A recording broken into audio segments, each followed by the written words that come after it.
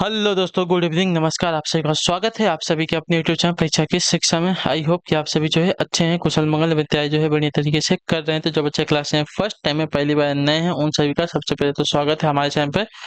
और उन सभी को बता दिया जाए हमारे चैनल पे जो आपकी बीएड परीक्षा 2025 की आपकी जो तैयारी है साथ ही रेगुलर बेसिस पे करवाई जाए। तो जिसे भी तैयारी पूरी करनी है, कंप्लीट करनी है, चैनल को सब्सक्राइब करके हमारे साथ जुड़ जाएंगे। उसके बगल जो बेल आइकन देगा आपको वो भी ऑन करें। क्लास का समय देखिए, जीके जीएस की सुबह 10 बजे, रीजनिंग की जो है दोपहर को 1 बजे, कला की जो है शाम को 4 बजे, हिंदी की जो है शाम को 7 बजे आपको हमारे चैनल पर देखने को मिलते हैं। तो इसी टाइम पर क्लासेस से जुड़ना है, तैयारी का पूरा कंप्लीट करना। नीचे डिस्क्रिप्शन में इंस्टाग्राम और टेलीग्राम का लिंक मिलेगा, तो आप हमें इंस्टाग्राम पर फॉलो कर लेंगे, टेलीग्राम से चैनल को जो है ज्वाइन कर लेंगे। टेलीग्राम चैनल पर क्या है, डेली बेसिस पे आपको अपडेट दिया जाता है क्लास के बारे में।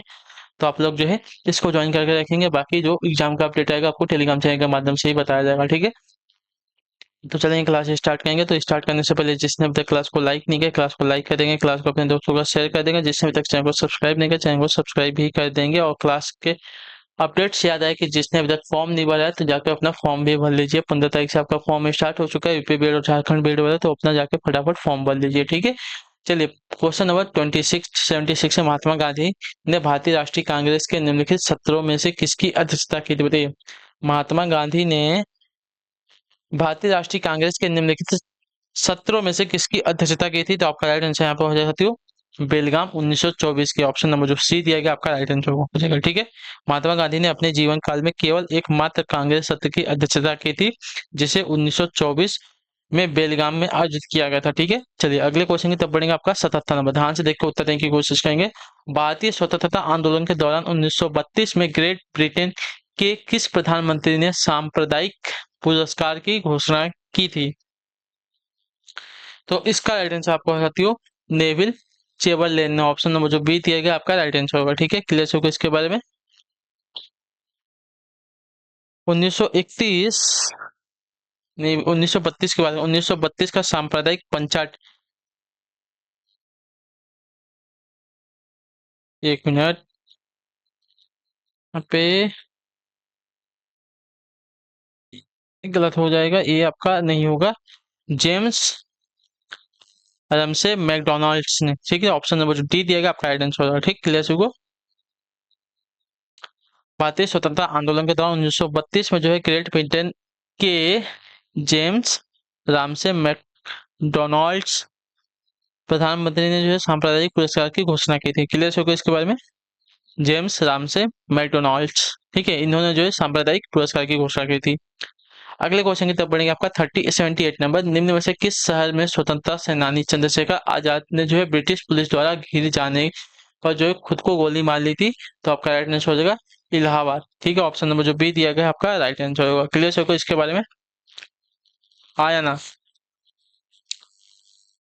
वर्ष 1931 में प्रसिद्ध क्रांतिकारी चंद्रशेखर आजाद ने इलाहाबाद में मिंटो पार्क में स्वयं को जो है गोली मार ली थी, क्योंकि वे जिंदा रहते हुए अंग्रेजों के हाथ थे नहीं आना चाहते थे, ठीक है। इसकी वजह से उन्होंने खुद को गोली मार ली थी।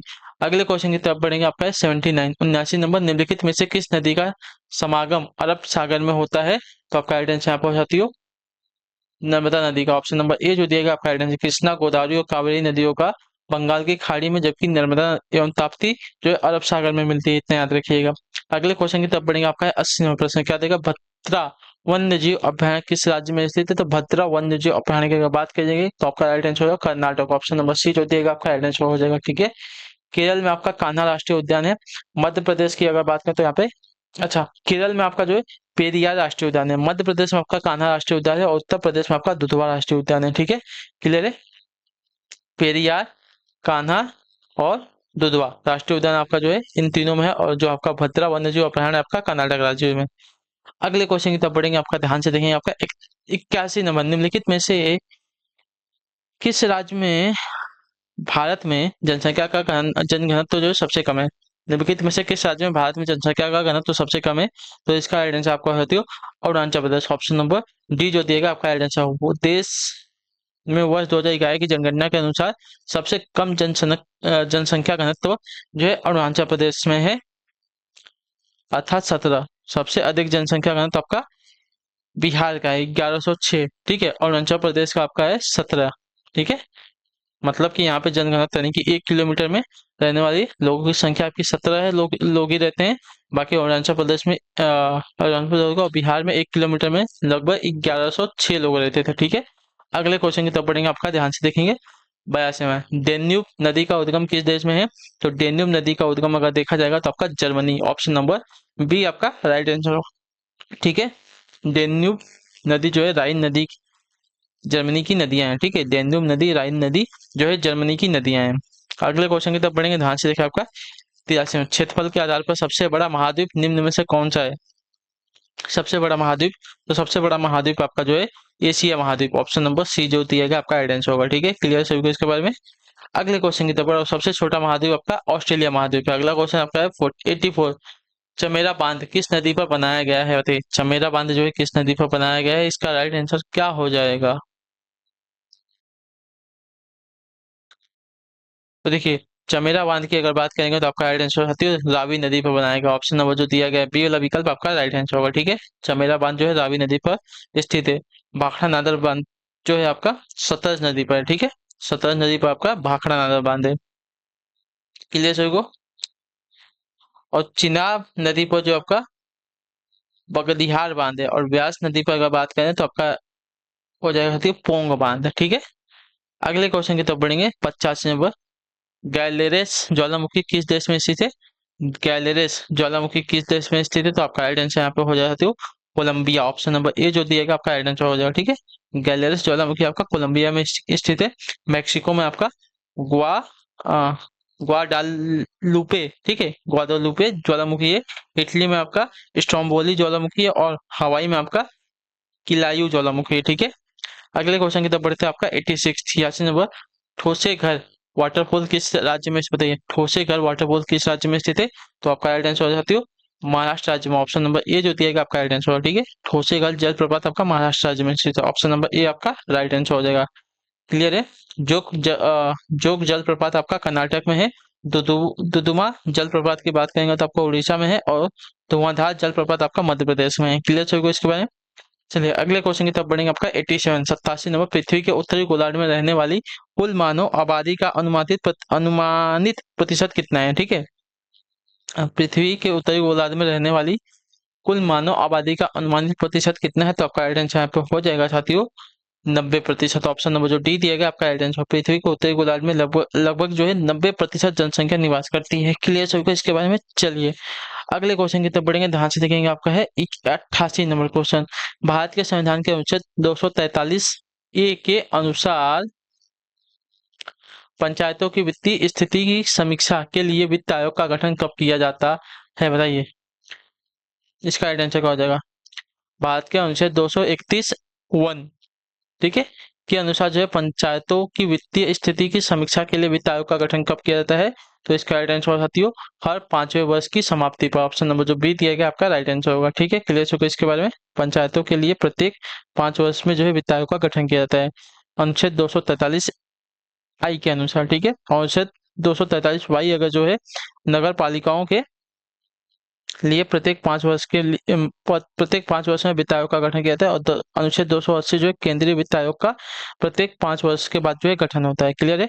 चलिए अगले क्वेश्चन की तरफ पढ़ेंगे, ध्यान से देखेंगे, आपका है 89 नंबर, भारत के संविधान के रिक्त स्थान के अनुसार जो है राष्ट्रपति के पास अध्यादेश जारी करने की शक्ति है।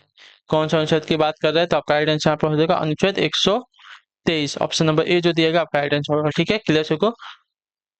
अनुच्छेद 123 जो है राष्ट्रपति द्वारा अध्यादेश जारी करना की शक्ति जो है इसमें दी गई है। ठीक है, तो ऑप्शन नंबर ए आपका राइट आंसर हो जाएगा। भारत के संविधान के अनुच्छेद 123 के अनुसार जो है राष्ट्रपति के पास जो है अध्यादेश जारी करने की शक्ति है।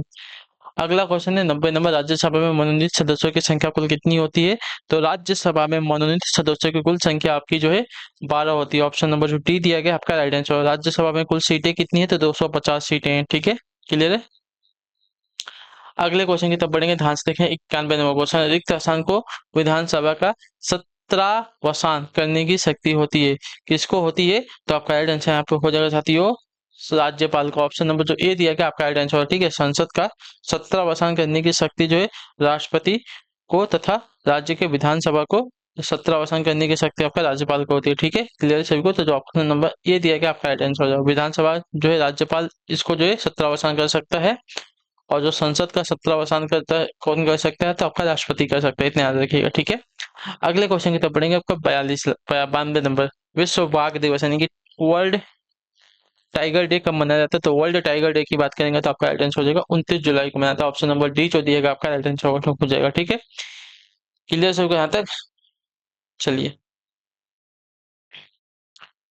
जुलाई में और भी देखिए, 11 जुलाई को आपको विश्व विश्व जनसंख्या दिवस मनाया जाता है, और 28 जुलाई को आपका विश्व हेपेटाइटिस दिवस मनाया जाता है। ठीक है, अगले क्वेश्चन की तरफ बढ़ेंगे। आपका 93, भारत का पहला वैश्विक गतिशीलता शिखर सम्मेलन यानी कि ग्लोबल मोबिलिटी समिट कहाँ आयोजित किया गया था बताइए?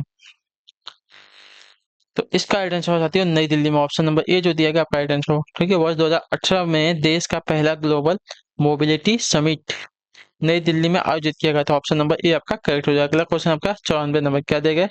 निम्नलिखित सरकारों में से किसने जो है सूर्य शक्ति किसान योजना का प्रारंभ किया था?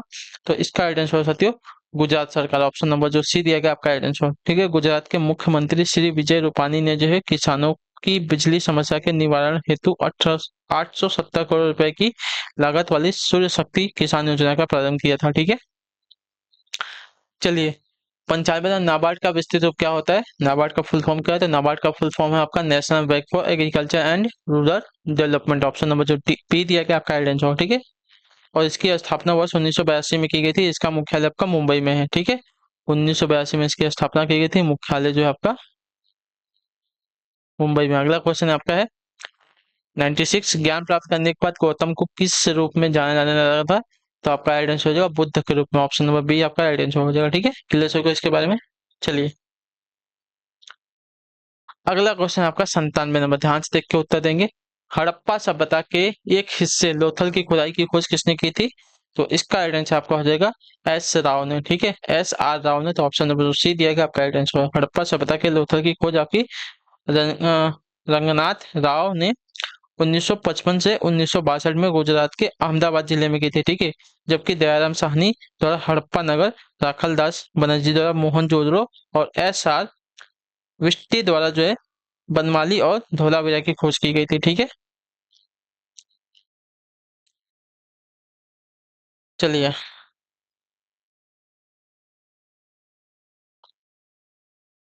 अगले क्वेश्चन की तरफ बढ़ेंगे। ध्यान से देखेंगे, उत्तर देने की कोशिश करेंगे। आपका 98 नंबर, महाभारत में वर्णित कुरुक्षेत्र की लड़ाई कितने दिनों तक चलेगी थी? तो आपका राइट आंसर यहाँ पे हो जाएगा साथियों 18 दिनों तक। ऑप्शन नंबर जो बी दिया गया आपका राइट आंसर। ठीक है, महाभारत में वर्णित कुरुक्षेत्र की लड़ाई जो है कुल 18 दिनों तक लड़ी गई थी। यह युद्ध जो है कौरव और पांडवों के मध्य कुरु साम्राज्य के सिंहासन की प्राप्ति के लिए लड़ा गया था। अगले क्वेश्चन की तरफ बढ़ेंगे। 99 नंबर, ध्यान से देखेंगे। निम्नलिखित में से किस राजा को जो है नेपाल देश का संस्थापक माना जाता है?